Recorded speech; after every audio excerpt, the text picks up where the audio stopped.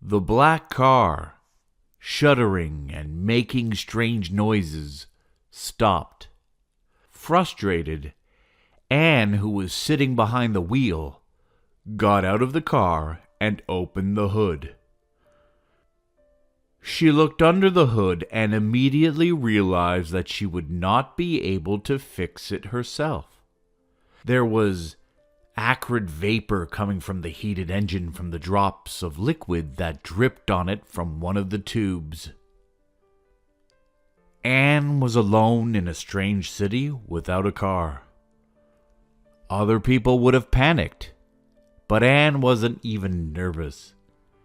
She had encountered even worse problems during her career as a businesswoman. The city was big enough, and the woman did not doubt that her car would be repaired soon. Anne set up a warning triangle on the road. Then she took her smartphone, called for a tow truck, and found the nearest car service with good reviews where her car was immediately delivered. She was ready to wait for a long time, but her car was quickly delivered to the service. After a quick check of the faulty car, it turned out that the breakdown was not so bad. After assessing the car's breakdown, the mechanic admitted that it would not be possible to repair the car right away. You know, all of our mechanics are busy right now. As soon as someone is available, they'll take care of your car. You can wait in the lounge and have a cup of tea or coffee. Or you can give me your phone number, and when the work is done, I'll call you, the car service worker said. Anne chose the second option. She was used to working almost without pauses and decided to take advantage of the rare opportunity when she was in no hurry and could have a break. She had read somewhere that whatever happens in life should be used to the maximum, and obstacles should be taken as a hint from fate. It was time to stop and think about where to go next. So now she was trying to find the bright side of the unexpected situation and the unexpected costs of repairs. Anne decided to allow herself to walk around the city. It was a beautiful spring weather outside, and it helped her to be in a positive mood. The woman enjoyed strolling down the local pedestrian street, which had expensive stores with big brand names and souvenir shops. The city was nothing like a capital full of luxury, but it had its own charm. The city seemed quiet and peaceful, as if time had stopped. Anne was glad that her faulty car gave her the opportunity to take a walk and relax her soul instead of driving down the highway to come to an empty house where no one was waiting for her. Tired of the bustle of the local main street, Anne turned down one of the adjoining streets. It was calmer here. The sight of the old houses made her feel like she was in the last century. She could not believe that civilization was buzzing and raging nearby. However, the woman noticed that the impact of the consumer society got here as well. Many buildings had grocery stores on the first floors, and in one of the buildings, Anne saw a sign saying hairdresser. She used to get her hair cut in the same beauty salon and by the same hairdresser for ages, but now she gave in to the spontaneous urge to go to a provincial hairdresser's shop. Later, she could not understand what was more important to her at that moment, to get her hair done or to rest her tired feet. Anyway, Anne pulled the door open, stepped over the threshold, and entered a small room. There were only 2 seats inside. A young girl was sitting in one of the seats. A middle-aged woman was styling a client's hair. The hairdresser noticed the new visitor and asked affably, "Good afternoon. May I help you? Haircut, coloring, manicure, pedicure?" Anne shrugged uncertainly and said, "I would like just a trim." The hairdresser nodded and turning to someone behind the curtain called out, "Julian, there's a client for you." Anne thought that some glamorous young guy with colorful hair wearing an unusual outfit was about to show up. But she was surprised, for her expectations were not met. Julian was a pleasant, smiling man. He might have been her age or even a little older. He greeted her politely and asked her what she wanted. He did not insist on a drastic change in her image, as her regular hairdresser did, and made her feel really happy. Julian had golden hands. Anne completely relaxed as if she got a massage. Paying a modest fee, according to the price list, Anne left the hairdresser a generous tip. In return, Julian handed the woman his business card. "I hope to see you again. If you wish, you can call and make an appointment at any convenient time, or you can call the hairdresser to your home or office if necessary." Anne smiled at the man she really liked, but shook her head negatively. "Alas, I'm just passing through. I don't think you can come to my house 500 kilometers away."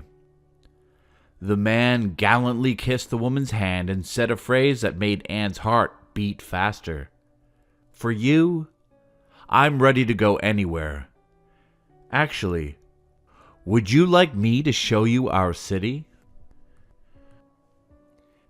Anne tried to appeal to the voice of reason and refuse, saying that the man was actually at work, but another hairdresser unexpectedly supported him. "Great idea, Julian. Our city deserves to be better known. There are not many clients today. Go, I can handle it here." There was no news from the car service. Anne could not find the strength to refuse the unexpected offer of a handsome city tour guide. She convinced herself that it would be an informative walk. Now she would get valuable information about the city where she planned to open a branch of her company someday. While walking, Julian showed politeness, extraordinary erudition, and a sense of humor, and won Anne's heart.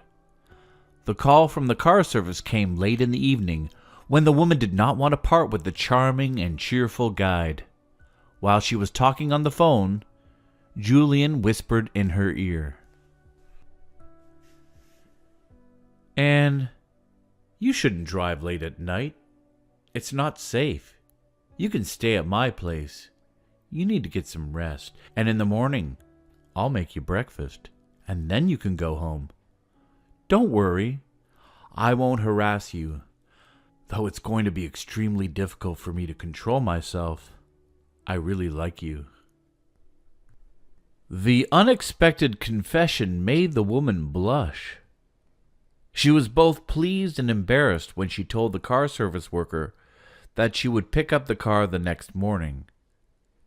Overnight, Anne completely fell in love with Julian, and when she said he was ready to go to the capital with her, she couldn't refuse. The hairdresser took a week off and went with her beloved to her city. It was one of the most magical periods in Anne's life. During this time, she felt loved and needed. She was not surprised when Julian proposed to her on their last evening together.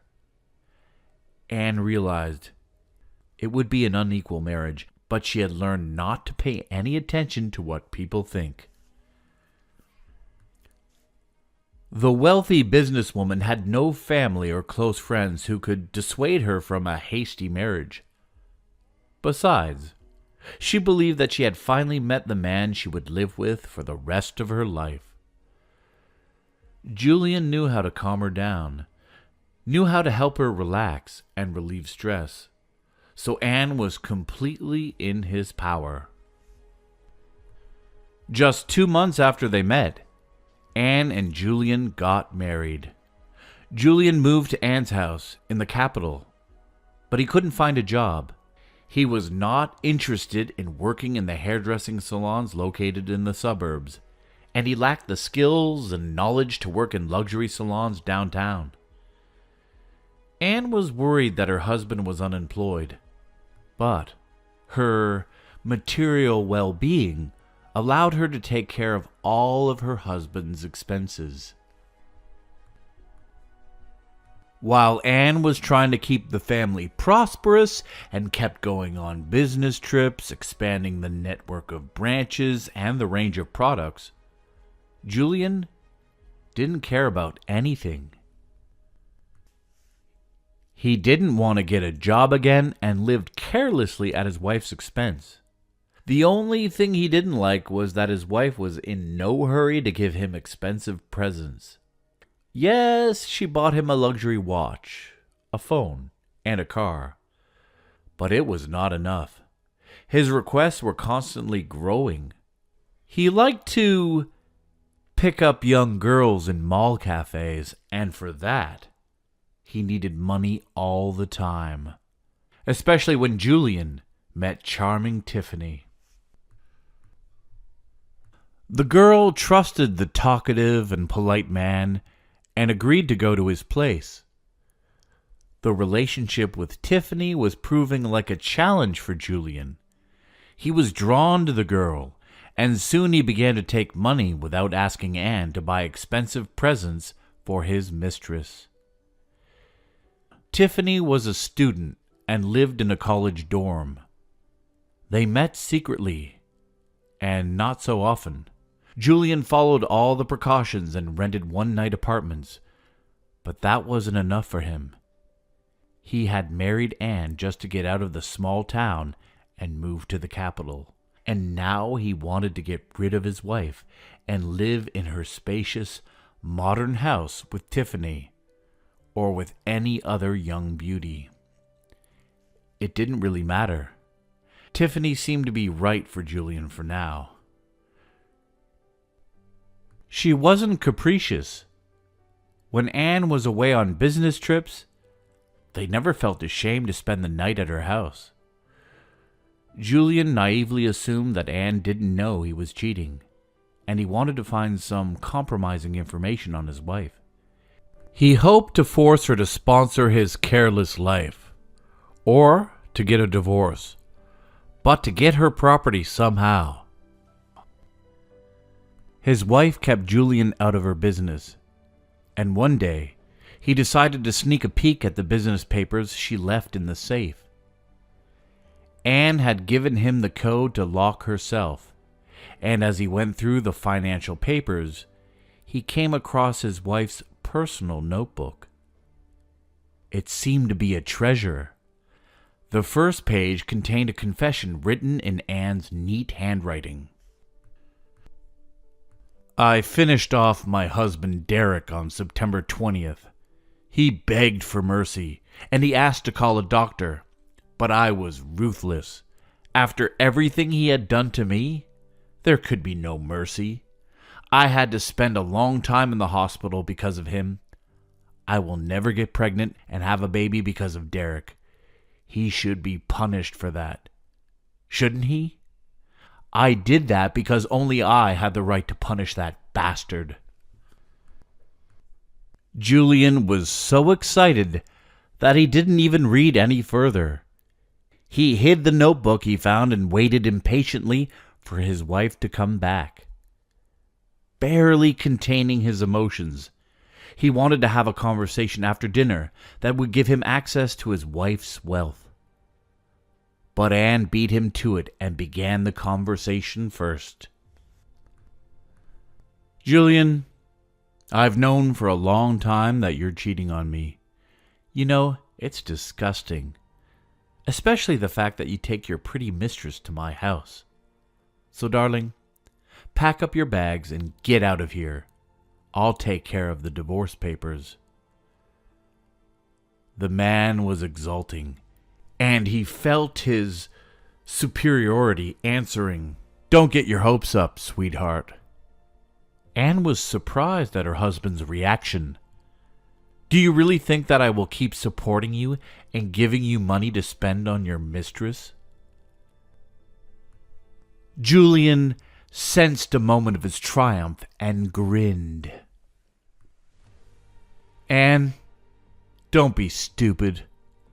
I know your worst kept secret. So if you want me to keep your secret, you will support not only me, but also my mistress. Or we could live together, the three of us. It's better than a prison cell anyway. Anne frowned. What secret are you talking about? The man mocked his spouse, anticipating how she would beg him to keep her secret, how she would try to buy his silence. You know, the judge will probably consider the bullying of Derek of you as a mitigating factor. However, your confession about Derek's fate will still send you to prison. In response to her husband's pathetic attempt to scare her, Anne suddenly laughed.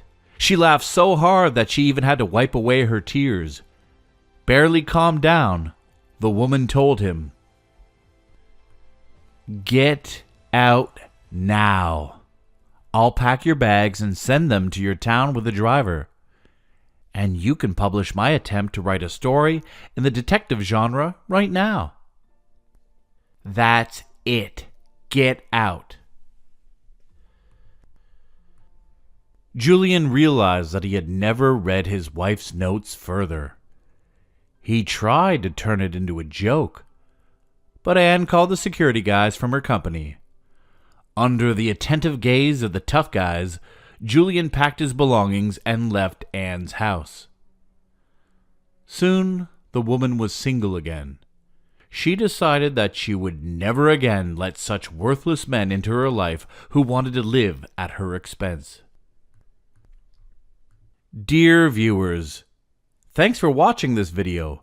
Share your impressions in the comment section. If you enjoy what we do, please subscribe to the channel, like, and watch our other videos.